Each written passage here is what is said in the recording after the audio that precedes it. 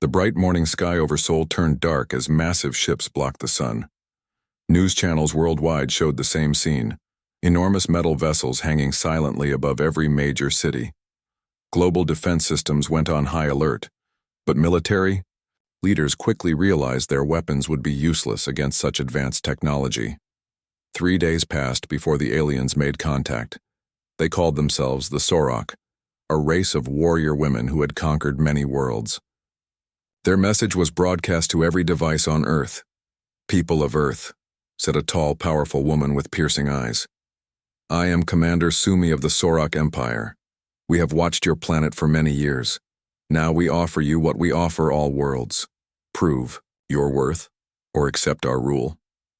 President Kim of the United Nations Security Council called an emergency meeting. Representatives from every nation gathered to discuss the threat. "What exactly do they want?" asked one diplomat. The answer came hours later when a small Sorok ship landed at the UN headquarters. Commander Sumi stepped out, towering over the human security forces. Standing nearly 7 feet tall with broad shoulders and confident movements, she looked like she could defeat any human in combat with ease. "We are a race of warriors," Commander Sumi explained to the gathered world leaders. "We believe only the strong deserve freedom. You will select your best fighters to face ours in a series of challenges. If you win, we will respect your independence and offer alliance. If you lose, Earth becomes part of our empire." The room erupted in argument. Some nations wanted to surrender immediately, seeing no chance of victory against these physically superior beings. Others demanded military action despite the obvious technological disadvantage. In a military base outside Busan, Major Gina received urgent orders. As one of Earth's most decorated Special Forces soldiers, she would lead humanity's team in the coming trials. "This is a suicide mission," muttered Captain Tae-hyun as they reviewed the limited information on the Sorok. "Maybe," Gina replied, studying footage of the aliens. "But look at their eyes. They respect strength above all. That gives us something to work with." The first meeting between Earth's chosen team and the Sorok representatives took place on neutral ground, an abandoned oil platform in the Pacific Ocean. Gina led her 12-person team of elite soldiers, scientists, and strategists from different nations. The Sorok arrived in a sleek ship that hovered above the water before landing gracefully on the platform. Commander Sumi emerged, followed by 11 warriors of similar impressive stature. Each moved with fluid grace despite their size and muscle mass. Their armor appeared light but was clearly made of materials unknown to Earth science. "You are smaller than I expected," Commander Sumi said, looking down at Gina. Gina met her gaze steadily. "Size isn't everything in a fight." A slight smile crossed Commander Sumi's face. "We shall see. The trials will test more than physical strength, though that is important.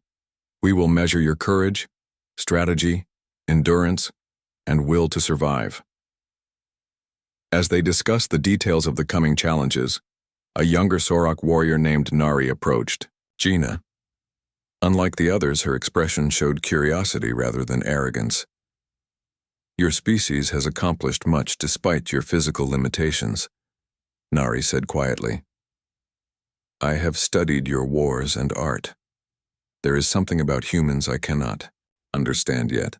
"Maybe you'll learn during these trials," Gina replied. Later that evening, as her team prepared for the first challenge, Gina received a message from President Kim. Satellite images showed more Sorok ships arriving in orbit. Earth had no choice. But to win these challenges, surrender would mean the end of human freedom. "We need to understand them better," Gina told her team as they gathered in their quarters. "They value strength, but there are many kinds of strength. Our job is to show them all the ways humans can be strong." The first trial would begin at dawn. As night fell over the platform, both humans and aliens prepared for a contest that would determine Earth's future. Despite the enormous pressure, Gina felt strangely calm. Throughout human history, people had faced overwhelming odds and survived. Tomorrow would show whether that human spirit could impress even the mighty Sorok warriors. The morning of the first challenge dawned clear and cold. Major Gina and her team gathered on the deck of the oil platform, watching as the Sorok warriors prepared their equipment. The contrast between the two groups was striking. The aliens stood nearly 7 feet tall with powerful builds, while the humans appeared small and fragile by comparison. The first trial tests physical strength, announced Commander Sumi. A simple competition. Move these stones from one end of the platform to the other. The stones in question were massive boulders, each weighing several hundred pounds. The Sorok warriors lifted them with ease, muscles rippling under their armor as they carried the enormous weights. Captain Tae-hyun, the strongest member of the human team, struggled to even budge his stone. After watching for several minutes, Gina called her team together. "We can't win by copying them," she said. "Look at their anatomy. Their muscle structure is completely different from ours." Dr. Min, the team's scientist, nodded. "Their home planet likely has much stronger gravity than Earth. They evolved for strength. Instead of futile attempts to match Sorok's strength, Gina's team created a system of levers and rollers using materials found on the platform. Working together, they moved their stones steadily while conserving energy.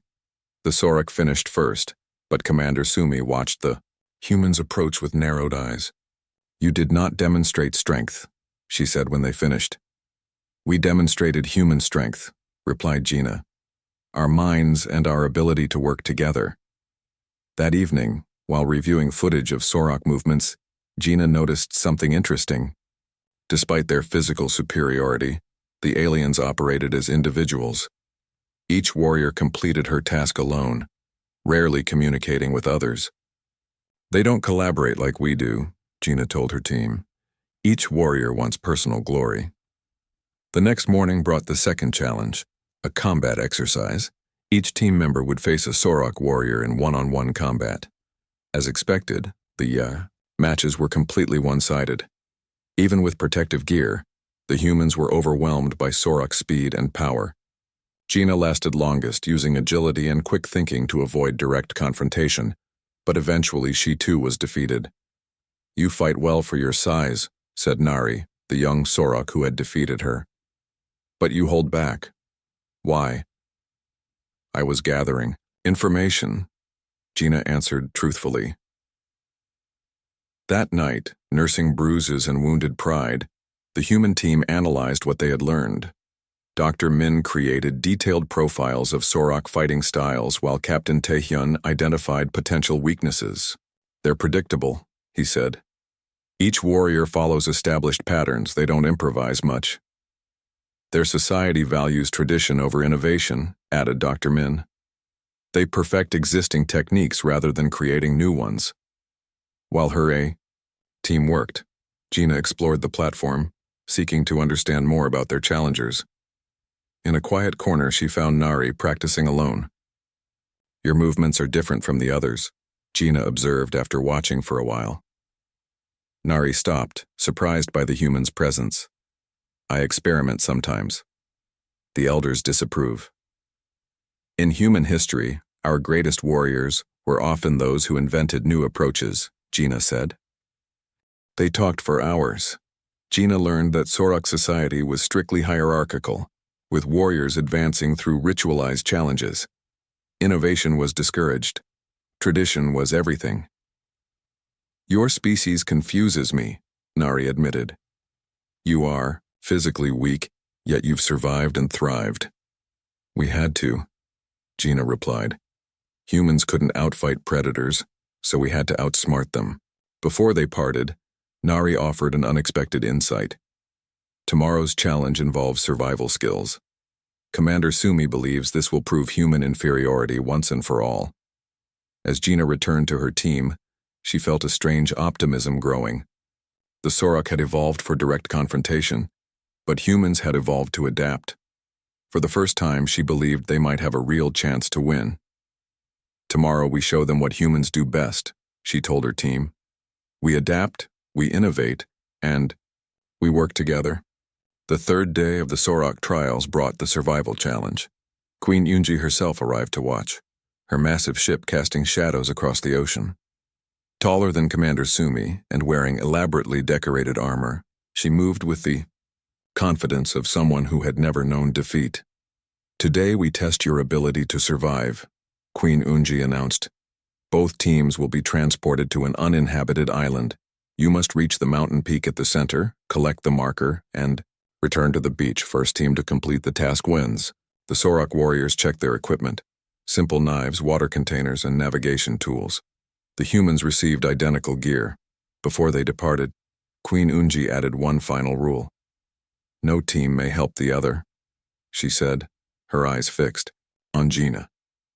This is competition, not cooperation. Helicopters transported both teams to opposite sides of a dense jungle island.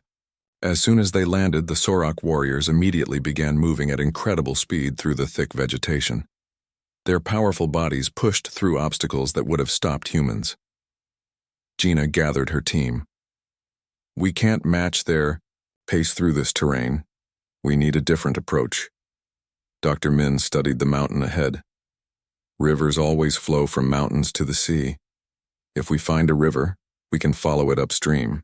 While the Sorok took a direct route, slashing through the jungle with brute force, the human team found a winding river and moved quickly along its banks. By midday, they had made excellent progress. The Sorok are still ahead of us, reported Captain Taehyun, who had climbed a tree to scout. But they're struggling with the steep slopes. They're used to powering through obstacles, Gina noted. They don't look for easier paths. As afternoon approached, dark clouds gathered. Soon, heavy rain poured down, turning the mountainside into slippery mud. The human team created simple tools from vines and branches, making climbing easier. They moved steadily upward, while the Sorok warriors fought against the elements with pure strength. By evening, both teams were halfway up the mountain when disaster struck. A flash flood roared down the mountainside, sweeping away everything in its path. The humans, having studied the terrain, had chosen a route along a ridge. The Sorok, taking the most direct path, were caught in the flood's path. Gina and her team watched as two Sorok warriors were swept away. Without hesitation, Gina ordered her team to help. Using their makeshift tools and working together, they rescued the struggling warriors. You were ordered not to help, said one of the Sorok, clearly confused. We're humans, replied Gina simply. We help each other survive. That's what we do. The delay cost the human team precious time. By morning, they reached the mountain peak, only to find the Sorok team had already collected their marker and begun their descent. The humans were hours behind, but as they started down, they discovered something unexpected. The flood had washed away the most direct path back to the beach. The Sorok would have to find a new route, something they weren't trained to do. They'll waste time searching for a path like the one they used before, said Dr. Min. But we know where the river leads. The human team moved quickly, using the river as a guide. They built a simple raft from fallen trees, a technique humans had used for thousands of years. While the Sorok fought their way through new terrain, the humans floated swiftly downstream. Queen Unji's face showed utter shock when the human team emerged from the jungle first, reaching the beach hours ahead of her warriors. Commander Sumi looked equally stunned. How? She demanded. Our warriors are stronger, faster, more durable. Because we didn't try to be stronger or faster, Gina explained. We adapted to the environment instead of fighting against it. That's the human way. That night, as both teams recovered, Queen Unji requested Gina's presence on her ship. The Sorok Queen studied the human with new interest. Perhaps, she said slowly, there is more to strength than I first believed. The final challenge was announced on the 5th day. After the human team's surprising victory in the survival trial, the Sorok warriors seemed more cautious. They watched the humans with new respect, especially Nari, who often spoke with Gina during mealtimes. Today we determine Earth's fate, Queen Unji declared. The final challenge is warfare, the true test of any species. The rules were simple. Each team would defend a fortress while attempting to capture the other's flag. The battle would take place on a nearby island that had been transformed into a massive war game arena. Weapons would fire harmless energy pulses that registered as hits on special armor. 3 hits and a warrior was eliminated. This challenge combined strength, speed, and strategy, Commander Sumi explained. All qualities needed for true warriors. Gina studied the arena maps with her team. The Sorok fortress stood on high ground protected by open fields, a perfect setup for their superior strength and speed. The human fortress was in a forested area with many hiding places. "They expect us to stay defensive," said Captain Taehyun. "They outnumber us in open combat." "Then we won't fight them directly," Gina replied. "We'll use what we've learned about them." When the challenge began, the Sorok warriors charged across the open field toward the human fortress. Their speed was incredible, covering ground faster than any human could run. But the humans weren't there. Their fortress stood empty. "Where are they?" Commander Sumi demanded, scanning the trees. Meanwhile, Gina's team had split into pairs. Instead of defending, they circled through the dense forest surrounding both fortresses. The Sorok warriors, trained to face enemies directly, rarely looked behind them. The first sign of trouble for the Sorok came when two of their warriors fell to shots from hidden positions. As they spun to face the threat, the humans were already gone, moving silently through the trees they knew so well. "Spread out," ordered Commander Sumi. "Find them." This was exactly what Gina had planned for. As the Sorok warriors separated, they became easier targets. The humans used simple bird calls to communicate without revealing their positions. Each pair knew exactly where the others were at all times. By midday, half the Sorok team had been eliminated while only one human was out of the game. Queen Unji watched from her observation platform, her expression growing darker by the hour. "They refuse to fight properly," she complained to her advisors. "This is not honorable combat." But the humans weren't concerned with Sorok ideas of honor. They were fighting to save their planet using their greatest strengths, adaptability and teamwork. As afternoon approached, the remaining Sorok warriors retreated to their fortress. With their numbers reduced, they formed a tight defensive circle around their flag. Commander Sumi directed their defense, expecting a frontal assault. Instead, Gina had another plan. While most of her team kept the Sorok distracted with occasional shots from different directions, she and Dr. Min approached the fortress from below. They had spent hours studying the arena maps and discovered old drainage tunnels beneath both fortresses. The Sorok, evolved on a planet with few burrowing creatures, never thought to guard against an attack from below. When Gina and Dr. Min emerged inside the fortress, the Sorok warriors were completely surprised. In the confusion, Gina grabbed the flag while Dr. Min covered her retreat. They disappeared back into the tunnels before the Sorok realized what had happened. When the horn sounded ending the challenge, Queen Yunji stood in stunned silence. The human team celebrated their victory, raising the captured Sorok flag. "This is not how battles are won," Commander Sumi protested to Gina afterward. "You did not defeat us warrior to warrior." "No," Gina agreed. "We defeated you human to Sorok. Our way against yours. That was the true test, wasn't it?" For the first time, uncertainty showed in the Sorok Queen's eyes. She had come to Earth expecting an easy victory over an inferior species. Instead, she had discovered that strength came in many forms, and humans had kinds of strength her people had never considered. 3 days after the final challenge, Queen Yunji called for a formal meeting between the Sorok leadership and Earth's representatives. The grand hall aboard the Queen's flagship gleamed with polished metal and strange crystals that cast rainbow light across the gathered diplomats. For the first time, the Sorok warriors were not wearing battle armor, but ceremonial robes that flowed around their tall frames. Major Gina led the human delegation, dressed in her formal military uniform. The contrast between the two groups remained striking. The humans barely reached the shoulders of the shortest Sorok, yet the power dynamic had shifted dramatically. "The trials are complete," Queen Unji announced, her voice carrying through the hall. "As promised, we recognize Earth's independence and offer alliance rather than conquest." The human diplomats exchanged relieved glances, but Gina noticed the confusion on many Sorok faces.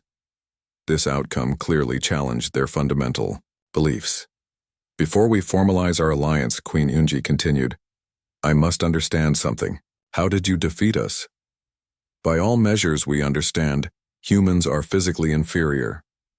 President Kim nodded to Gina, giving her permission to speak for Earth. For thousands of years, Gina began, humans couldn't compete with Earth's strongest predators. We weren't the fastest or strongest creatures, we couldn't fly or breathe underwater. Yet we survived and thrived because we adapted. We created tools. We learned to work together.